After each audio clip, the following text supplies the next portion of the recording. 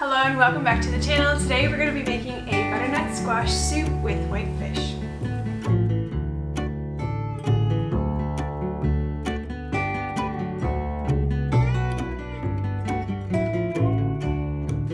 Now just this past weekend our friend Josh visited and taught us to make this delicious soup. Now it was wonderful learning to cook from him because he is a qualified chef and so just knows the flavors, knows foods and what all goes well together, but also how to cook them to taste delicious. And he made us a pretty plain soup, which soup can be very plain. Of course it can taste delicious, but this soup was something else. And so I'm going to share with you today how he made this delicious tasting butternut squash soup. I think you'll really enjoy the recipe. But then also we're going to make some white fish together, which I'm going to show you how he made it and then added chunks of it into this soup. So good. And this will very quickly become one of your staples to go to if you need a quick last minute soup and you've got some butternut squash and fish in your fridge. So let me show you how it gets made. Alright, I'm going to start by chopping up these butternut squashes. These are some breads that I made earlier today. Those are going to be perfect additions for our soup tonight. And these are my butternut squashes. I'm going to chop them up in cubes and then put them in this Dutch oven behind me with some coconut cream to get cooking and get soft.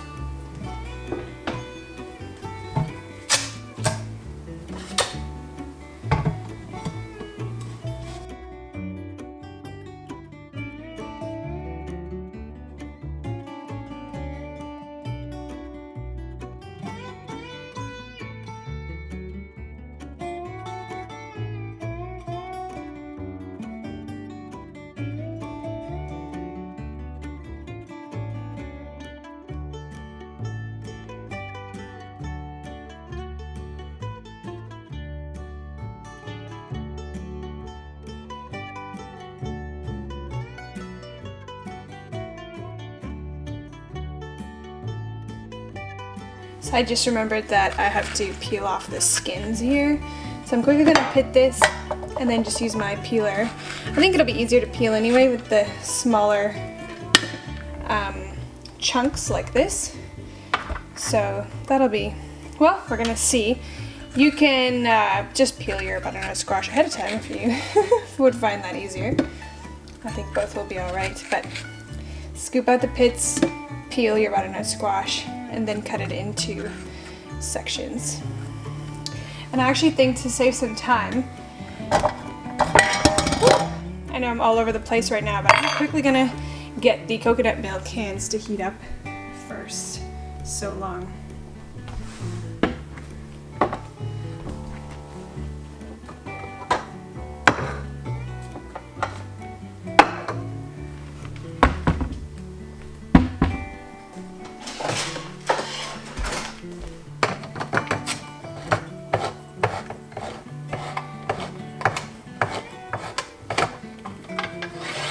Save that good stuff. Don't get rid of it. Ooh, it'd probably be good to shake, but we're gonna use all of it anyway, so it doesn't really matter.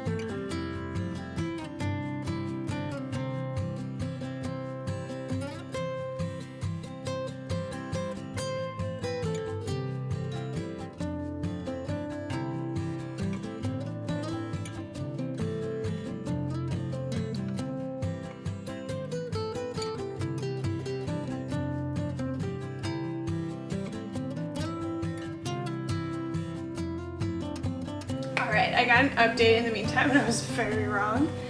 So, good thing you get to watch this video first and then make it, hopefully, so you don't make the same mistakes. But so the update is I'm going to chop some onions and garlic in my food processor in a second here. So what you want to do actually before putting the cream into your cast iron pot is to saute and really cook out any, well, they call it sweating, new term to me. Sweat your onions and your garlic. First, season it with salt, then add in the cubed butternut squash.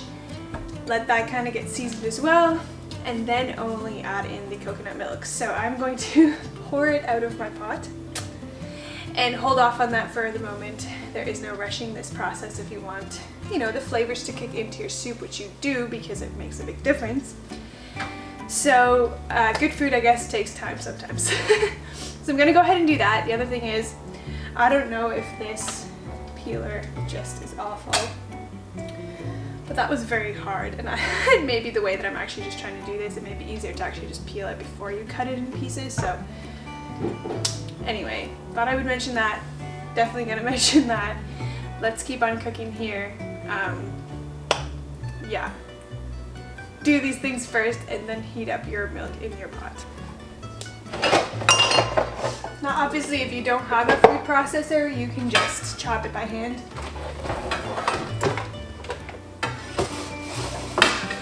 I'm definitely always trying to save time, so I'm going to go ahead and chop the onions and the garlic in this food processor very quickly.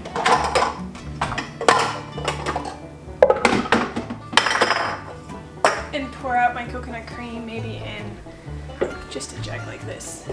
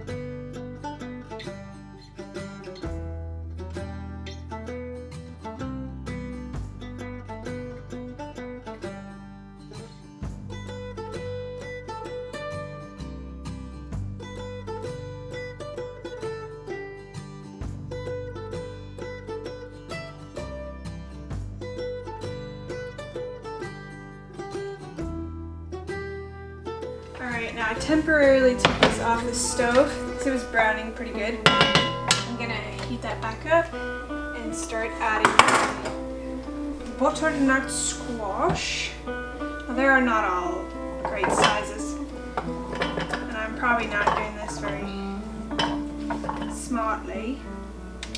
Oops, there's some bits still left.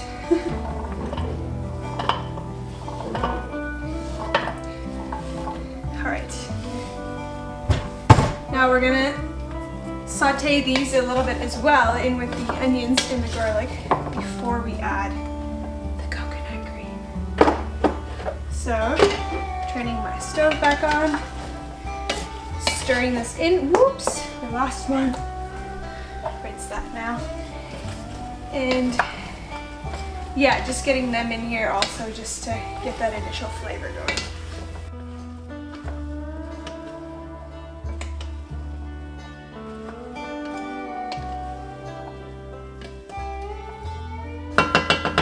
Smells good already.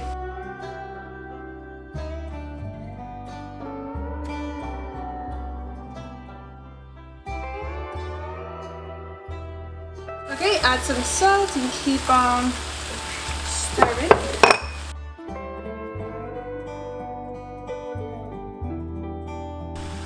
Alright, let's scrape some of these delicious goodies on the side in.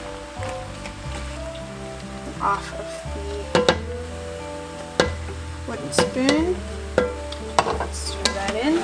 So you want to be sauteing or whatever, sweating here until they are starting to get just a little bit soft, and then we'll add in the coconut milk and let it do the rest. Oop, now see. I want that. Oh, that's hot. Hot and moving.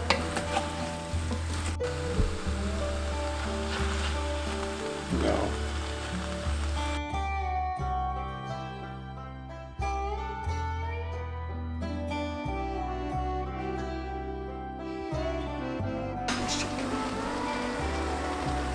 It's breaking apart at least now. Yeah, I think it's good. I think it's good. But it's not really good though. Yeah, that was just one piece that I poked. It was smallish. So just give it a hot second. Alright, so this is close. While we're waiting, I'm going to go ahead and start the fish in here. So to do that, I'm turning this quite high to get hot. And now I'm going to add some olive oil. I could probably use even a little bit more here to coat the bottom of the pan because I'm not going to flip the fish until the very end. So I want the oil to be nice and hot and the pan to be nice and hot. And let me show you the fish. So our landlords were kind enough to give us a nice, great piece of white fish when they went on a trip recently to catch some fish, I guess. So we're going to be having this tonight. It is halibut. Very, very, very nice. What a treat for us tonight. I'm going to cut this open and put this in here once it is nice and hot. Now this is getting really close, so before I do that,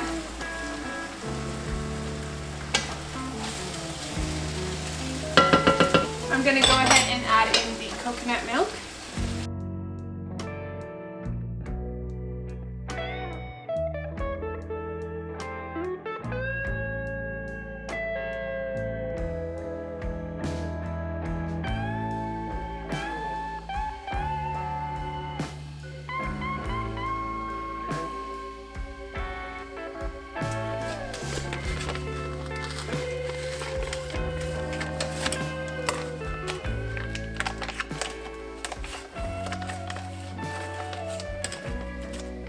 When I throw this in the pan, I'm going to want to throw its skin down. So if you can determine in your fish what side is the skin side, that part should be going down.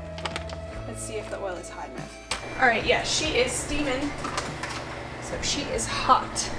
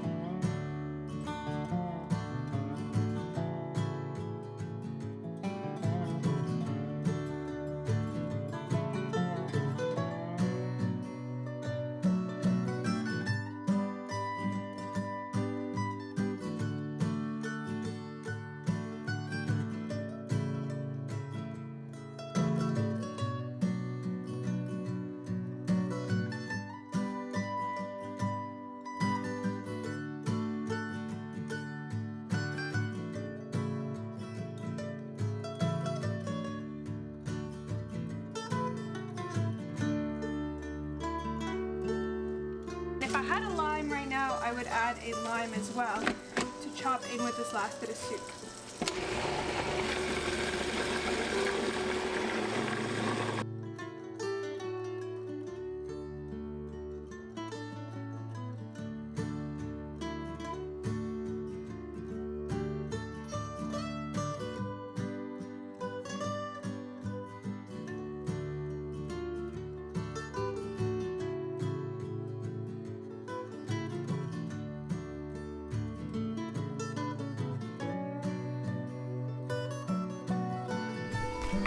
Alright, so we're just going to check this halibut and make sure that it doesn't have any bones in it.